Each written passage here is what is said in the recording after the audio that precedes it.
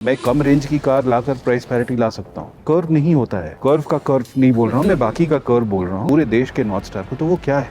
Net carbon zero. हमारी safety standards क्या थी? ग्राहकों को चोट पहुंचती है, दाम बढ़ता है, सही दिशा इलेक्ट्रिक है, हाइब्रिड या किसी तकनीक से हमें दिक्कत नहीं है जी। आप उस पर सब्सिडी या ये चीज नहीं मांगे। नमस्कार दोस्तों, आप सबके सबसे ज़्यादा जो सवाल हमें पिछले 1-2 हफ्तों से मिल रहे हैं, 2 गाड़ियों को लेकर हैं और उसमें एक गाड़ी बाजार में कीमत रिवील हो चुकी है ईवी की, और आइस के बारे में आपको थोड़ा इंतजार होगा कीमतों के बारे में, लेकिन सवालों की कोई कमी नहीं है। मैं जानता हूँ सभी जवाब हम दे नहीं सकते, और जागरण हाईटेक का प्लेटफॉर्म हमेशा ये वादा रहता है कि we get you the answers from the right people. And today we have Shailesh Chandra ji with us. Shailesh साहब, बहुत बहुत शुक्रिया टाइम निकालने के लिए। और इसके साथ मैं अपनी वो भी रख देता हूँ कि बहुत टाइम बाद आप जागरण के प्लेटफॉर्म पर आए हैं, लेकिन करेक्ट टाइम पर आए हैं, because this is something that everybody was waiting for sir. और कल जब कीमतें आई थी ना, तो सबसे पहले वही जान लेते, क्योंकि ईवी की कीमत लोगों ने देखी तो खुश भी हुए और तब सोच में भी पड़ गए जब दूसरी कीमतों का ऐलान होगा तो फर्क जो होगा वो शायद कम भी हो सकता है, क्योंकि these are very competitive prices. ये जो प्राइस के साथ इस बार जो आपने कुछ नयापन लाने की कोशिश करी है, उसके पीछे स्ट्रैटेजी क्या है? देखिए, हमारा हमेशा से शुरू से मकसद ये रहा था, या एस्पिरेशन बोलिए या एम्बिशन बोलिए, कि जितनी बैरियर्स हैं इलेक्ट्रिक व्हीकल की उसको हम कैसे दूर कर पाएँ। उसमें जो टॉप बैरियर्स अगर आप देखें तो एक प्राइस पैरिटी हुआ करती थी, दूसरा रेंज एंग्जाइटी, और तीसरी चार्जिंग टाइम, कितना चार्जिंग टाइम लगता है। बाकी चार्जिंग इंफ्रा और ये सब तो जी।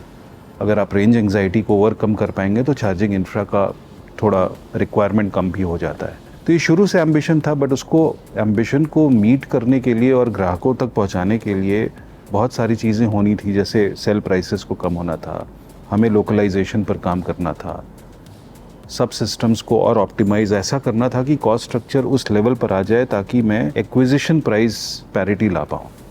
Total cost of ownership parity तो थी पहले से भी, लेकिन जहाँ मैं एक्विजिशन कॉस्ट पैरिटी ला रहा हूँ उसके साथ साथ मुझे वो रेंज एंग्जाइटी भी दूर करनी थी।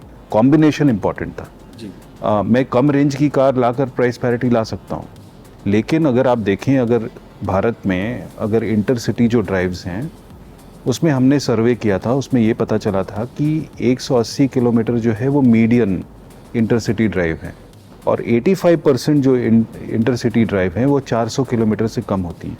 तो इसलिए हमने 400 अपना मकसद रखा था कि 400 के ऊपर अगर होगा तो डिपेंडेंस जो चार्जिंग इंफ्रास्ट्रक्चर पे है वो कम हो जाएगा, और उसके साथ साथ अगर हम प्राइस पैरिटी लाएंगे तो फिर एक ग्राहक जो है, जो इलेक्ट्रिक व्हीकल को अभी नहीं सोच रहा था, वो सोचना चालू कर देगा कि भाई ये दो बहुत बड़ी बैरियर हुआ करती थी, वो भी दूर हो गई।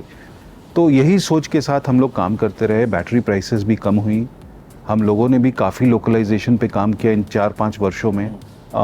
जितनी सब सिस्टम होती हैं, पावर इलेक्ट्रॉनिक, मोटर और ये सब जो हैं, सब में डीपर लोकलाइजेशन करके कॉस्ट एफिशिएंसीज लाकर फिर हमने उस कॉस्ट स्ट्रक्चर को अचीव किया। और आज जब हम लोग कर्व लॉन्च कर रहे थे तो हम लोग वो उस टारगेट या एम्बिशन जो भी कह लीजिए उसको हम लोग अचीव कर पाए। 8-10 सालों से जब भी हमने अपने कॉन्सेप्ट में जो चीज़ें दिखाई हैं वैसी की वैसी बाजार में आ जाती हैं। ये तो 99% and it is looking awesome. तो रोड पर धमाल करेगी ये तो लगता है। लेकिन आपने जो बात करी थी कि इकोसिस्टम डेवलप करने की, जिसपे टाटा मोटर्स का सबसे अग्रणी योगदान अगर कहूँ तो गलत नहीं होगा, और उसका जो फर्क है वो भी दिखाई दे रहा है मार्केट में। पहले कोई बात नहीं करता था, मेरे नेबरहुड में बात नहीं होती, लेकिन अब लोग बात करते हैं, they think that we can buy an EV. लेकिन अब पिछले कुछ समय से ईवी को लेकर एक संकोच भी आ गया, और कहीं ना कहीं एक हाइब्रिड की एंट्री ने और उस पर जो रियायत मिल रही है उसने भी लोगों को सोचने पर मजबूर कर दिया है। सो अभी इंडस्ट्री के बाकी कुछ दिग्गजों से बात भी करी थी जो कि हाइब्रिड का समर्थन कर रहे हैं। तो ये ईवी वर्सेस हाइब्रिड मुद्दा मैं जानता हूँ बड़ा भी और ज़रूरी भी है, और मैं ये भी समझता हूँ अच्छी तरीके से कि टाटा मोटर्स ने काफ़ी इन्वेस्ट किया है ईवी स्ट्रैटेजी के ऊपर, क्योंकि पूरा इकोसिस्टम बनाना और इस ऐसी चीज़ को जो कोई हाथ नहीं लगा रहा उसको आगे लेके जाना, वो टाटा मोटर्स ने किया। ऐसे में अब जो कुछ चीज़ें जो बदलाव देखे जा रहे हैं उसको आप कैसे देखते हैं? ये देखिए, 2018 में जब हम लोगों ने इस जर्नी को स्टार्ट करी जी, उस समय हमारे पास हम लोग दो राह पर खड़े थे, इलेक्ट्रिक व्हीकल जाएं या हाइब्रिड जाएं, राइट। गवर्नमेंट ने एक दिशा दी देश को कि 2030 तक हम लोग को 30% जो है वो इलेक्ट्रिक विद्युतीकरण करना चाहिए ऑटो इंडस्ट्री में। और उस सोच को पकड़कर हम लोग गए, क्योंकि अगर आप देखें इसका ट्रिगर क्या था, इसका ट्रिगर था पेरिस कन्वेंशन, जिसमें net carbon zero, climate change के प्रति अगर हम लोग को उस दिशा में जानी थी तो हर इंडस्ट्री को, हर देश में कंट्रीब्यूट करना था कि जो भी तकनीक उस इंडस्ट्री में है जो हमें नेट कार्बन ज़ीरो की तरफ ले जा पाए फास्टेस्ट, उस तकनीक को लाना चाहिए और इंडस्ट्री की भी रिस्पॉन्सिबिलिटी होनी चाहिए। उस रिस्पॉन्सिबिलिटी को लेते हुए हम लोगों ने डिसाइड किया कि हमें इस रूट पे चलना चाहिए, क्योंकि गवर्नमेंट ने ये दिशा दिखाई है हम लोगों को। और वो दिशा आसान तो नहीं होने वाला था, क्योंकि पूरे इकोसिस्टम को लाना आसान काम नहीं होता है, क्योंकि एक तो आपकी सप्लाई चेन नहीं थी, आपकी चार्जिंग इंफ्रा नहीं थी, और इसलिए उस दिक्कतों को लेकर चूँकि हम लोग टाटा ग्रुप थे, हमारे पास इतनी डोमेन नॉलेज थी कि हम लोग पूरे इकोसिस्टम को क्रिएट कर सकते थे, और इसलिए हमने टाटा यूनिवर्स में कई दूसरी कंपनियों को भी सम्मिलित किया और इकोसिस्टम पर काम करना चालू किए। टाटा पावर के साथ चार्जिंग इंफ्रा पे, फिर लोकलाइजेशन किए हम लोग टैको के साथ। अभी अग्रतास जो है वो सेल मैन्युफैक्चरिंग लाने वाली है, और बहुत सारी चीज़ें हम लोग उस तरफ अग्रसर हुए। लेकिन देखिए, हाइब्रिड रूट जाना तो बहुत ही आसान था, क्योंकि वो पुरानी तकनीक थी, 2 दशक से चली आ रही थी। वो तो बहुत ही आसान रूट है, कस्टमर के लिए भी काफ़ी आसान चीज़ है, क्योंकि उसमें कोई इकोसिस्टम चैलेंज नहीं है। पर अगर हम अपने नॉर्थ स्टार को देखें जी, पूरे देश के नॉर्थ स्टार को, तो वो क्या है? Net carbon zero. अब हम लोग को नेट कार्बन ज़ीरो को नीचे लाना है हमें। अगर वो मकसद है तो हमें इस तकलीफ वाले रास्ते पे चलना पड़ेगा। उसमें सबकी जिम्मेवारी होगी, उसमें गवर्नमेंट की जिम्मेवारी होगी, इंडस्ट्री की जिम्मेवारी होगी, ग्राहकों की जिम्मेवारी होगी। क्योंकि ग्राहक को कभी भी आप देंगे कोई भी चीज़ तो सबसे कन्वीनियंट चीज़ वो चूज़ करेगा जी। अगर आप बताइए 2010 में अगर आप जाएं तो उस समय हमारी सेफ्टी स्टैंडर्ड्स क्या थी, हमारी एमिशन स्टैंडर्ड्स क्या थी। अगर एमिशन स्टैंडर्ड आज के दिन में हम लोग BS6 पर हैं, या जो भी CO2 एमिशंस जो हमारी गाड़ियों से निकलती है, या सेफ्टी रिक्वायरमेंट्स जो लाई गई हैं, उससे तो दाम बढ़ता है, ग्राहकों को चोट पहुंचती है। बट अगर देश उस दिशा में नहीं जाता तो हम लोग आज इस तरह की कम प्रदूषण वाली गाड़ियां नहीं देखते, ज़्यादा सेफ गाड़ियां नहीं देखते। तो कभी कभी हम सबको पेन लेना पड़ता है अपने प्लैनेट को भी बचाने के लिए। तो इसलिए हमें लगता है कि सही दिशा इलेक्ट्रिक है जी। और हाइब्रिड जो है वो इंटरमीडिएट में बहुत सारी तकनीक हैं, CNG है, GDI है, हाइब्रिड जिनको लाना है वो ला सकते हैं। लेकिन वो सब जो हैं वो सेल्फ सफिशिएंट होनी चाहिए, खुद वायबल होनी चाहिए। हमें किसी तकनीक से प्रॉब्लम नहीं है, जिसको जो तकनीक देनी है उसको देना चाहिए और ग्राहक उसको एक्सेप्ट करेंगे, क्योंकि उसकी वैल्यू प्रोपोजिशन फ्यूल एफिशिएंसी की है। हमें सिर्फ इस बात पे डिफरेंस है कि आप टैक्स पेयर की मनी सब्सिडी मांग रहे हो उसमें, क्योंकि वो एंड डेस्टिनेशन नहीं है। एंड डेस्टिनेशन जहाँ इकोसिस्टम चैलेंजेस ज़्यादा है, जहाँ प्राइस पैरिटी की चैलेंज ज़्यादा है, सिर्फ उसी दिशा में सपोर्ट मिलना चाहिए। बाकी सबको खुद सेल्फ वायबल होना पड़ेगा। सारी टेक्निक जो आइस वर्ल्ड में है उनको सेल्फ वायबल होना पड़ेगा। तो हमें किसी हाइब्रिड या किसी तकनीक से हमें दिक्कत नहीं है जी। आप उस पर सब्सिडी या ये चीज़ नहीं मांगे। दर्शकों से मेरी गुजारिश है, ये एक बहुत इंपॉर्टेंट पॉइंट है जो शैलेश जी ने रखा है। इस पर अपनी राय प्लीज़ कमेंट सेक्शन में हमें लिखकर ज़रूर बताइएगा। शैलेश सर, अगर मैं क्योंकि आपने फ्यूचर की बात करी, नॉर्थ स्टार की बात करी, और इसमें 2030 जो नज़र आता है, 2030 में आप क्या देखते हैं कि EVs का आपके पोर्टफोलियो में टोटल वॉल्यूम्स में हिस्सा कितना होगा? देखिए, हम लोगों ने अभी भी कुछ दिन पहले बताया था कि पहले हमारी एम्बिशन हुआ करती थी 50% जी।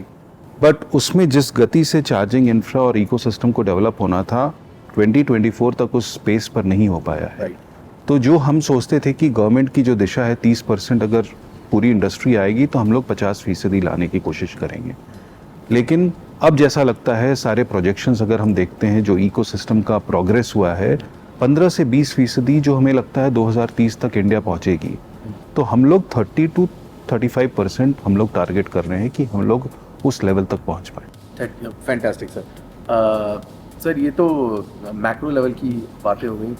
हमारी यहाँ पे जो मुलाकात हुई है उसका एक बहुत बड़ा रीज़न कर्व है, और मैं ऐसी कैंडिडली बात कर रहा था अपने दोस्तों से, and the way Tata Motors cars are, getting so connected, so convenient and premium in nature, feels good to see. मजाक मजाक में हम ये भी बात कर रहे थे कि कई सारी जो CBU गाड़ियाँ विदेशों से मंगाई जाती है, ब्रांड के नाम नहीं लूँगा, लेकिन उनसे टक्कर लेती हुई ये गाड़ी इस वक्त नज़र आती है. So this change in the complete Tata portfolio, सबसे यंग पोर्टफोलियो भी कहूँ तो गलत नहीं है टाटा मोटर्स का इस वक्त. ये जो प्रीमियम गाड़ियों की तरफ जो झुकाव है और जिस तरह से दिया जा रहा है, ये रिसर्च का एक हिस्सा है कि टाटा मोटर्स का पूरी स्ट्रैटेजी है कि that we need to give all the premium features to our customers at a price point. देखिए, इसकी सोच ये है कि इवेंचुअली हमें भारत से बाहर जाकर भी हमें compete करना है. अगर अपने देश में सिर्फ हम करें और देश के ब्रांड को बाहर नहीं ले जा पाए तो वो एक विन नहीं है. तो अगर वो करना है तो हमें अपने आप को प्रिपेयर करना होगा, सारी तकनीक जो है जिससे हम एक्सपोर्ट की तरफ अग्रसर हो पाएँ. उसके लिए बहुत ज़रूरी थी कि हम हमेशा बेंचमार्क ग्लोबल टेक्नोलॉजीज़ जो हैं उसको बेंचमार्क करके हम लोग काम करना चालू करें बहुत तेज़ी से. और वही सोच रही है 4-5 साल में हम लोगों की कि जो भी लाएं, अब जिस सेगमेंट में भी हम अपनी कार को प्रस्तुत करें उसमें उसकी तकनीक जो है बेस्ट इन, जो ग्लोबली बेस्ट हो वो लाना चाहिए हमें. तो लास्ट 4-5 सालों में इस सोच के साथ हम लोग काफ़ी फोकस कर रहे हैं तकनीक पर. कुछ चीज़ हम लोग कोलैबोरेट भी कर रहे हैं, जैसे JLR के साथ. जी, टेक्नोलॉजी की जो मैच्योरिटी होती है डेवलपमेंट प्रोसेस में, उससे भी काफ़ी लर्न करते हैं. ये सब मिला जुला कर हम लोग की कोशिश यही रही है कि भारत में जो हम लोग प्रोडक्ट्स ला रहे हैं वो प्रोडक्ट जो है वो ग्लोबली जो दूसरे ग्राहक को पूरे संसार में मिल रहा है डेवलप्ड कंट्रीज़ में, वो यहाँ पर भी एक अच्छे दाम पर मिले ग्राहकों को. अब जैसे अगर ये कार ले लीजिए तो कूपे जो है वो इंडिया में ऐसी बॉडी स्टाइल नहीं देखी है लोगों ने मेन स्ट्रीम. और हम लोग जब स्टडी कर रहे थे तो हम लोगों ने देखा कि यूरोप और ये सब में जो प्रीमियम SUVs होती हैं उसमें कूपे जो है बहुत ही पॉपुलर होता जा रहा है. लेकिन ये हम देखते हैं कि प्रीमियम कैटेगरी में जो चीज़ होती है वो कुछ साल बाद मेन स्ट्रीम होती है. तो हम बोले कि इस ट्रेंड को क्यों नहीं हम लोग डेमोक्रेटाइज करें भारत में.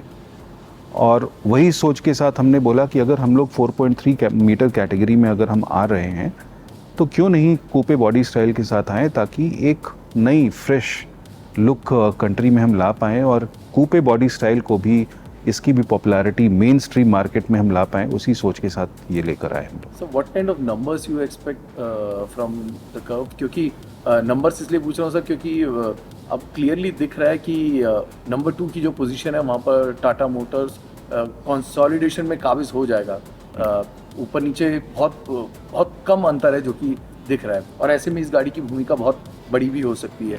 पंच ने कमाल करके दिखाया है, and now this with the new design philosophy and new structure is going to attract that premium market also, क्योंकि अभी जो टॉप 10 में जो सबसे ऊपर गाड़ी है वो एक SUV है, और ऐसे में इसकी जिम्मेदारी और इसका रोल बढ़ जाएगा. तो what kind of numbers you are expecting? नहीं, इसका हमारे पोर्टफोलियो में रोल तो काफ़ी अहम है 2 कारणों से. पहला तो ये उस सेगमेंट में है जहाँ पर कि हम प्रेजेंट नहीं थे, जो मिड SUV सेगमेंट बोलते हैं.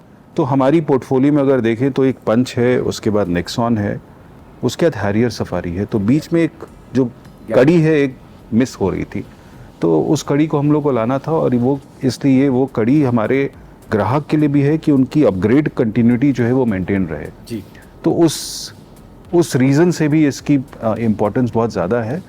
लेकिन जो भी प्रोडक्ट हम जिस सेगमेंट में लाते हैं, हमारी एस्पिरेशन यही रहती है कि वो टॉप सेलिंग कार्स में रहे उस सेगमेंट में. वही एस्पिरेशन इसकी भी है. नंबर देना तो सही नहीं होगा क्योंकि बहुत ही कंपटीशन सेंसिटिव है. एक प्लान है हमारे दिमाग में, एक उम्मीद है. ये हमें ज़रूर पता है कि एक नई बॉडी स्टाइल है, राइट. और टाटा मोटर्स अगर आप देखें तो जितनी SUVs हमारी हैं वो सभी सेगमेंट क्रिएटर रही हैं. आप पंच ले लें तो सेगमेंट क्रिएटर है, नेक्सॉन एक सेगमेंट क्रिएटर है, हैरियर अपने समय में जब उसको हमने लॉन्च किया था तो उसने एक सेगमेंट क्रिएट किया था. तो ये लेगेसी जो हमारी 1990 से चली आ रही है कि हम जो भी लाएं एक फ्रेश चीज़ लाएं. और वो आप देखेंगे पंच नेक्सॉन का अगर आप एग्जांपल ले लें तो ये गाड़ी जो है जब हम लोग पंच बेचना चालू किए जैसे तो 8,500 बेचते थे पर मंथ.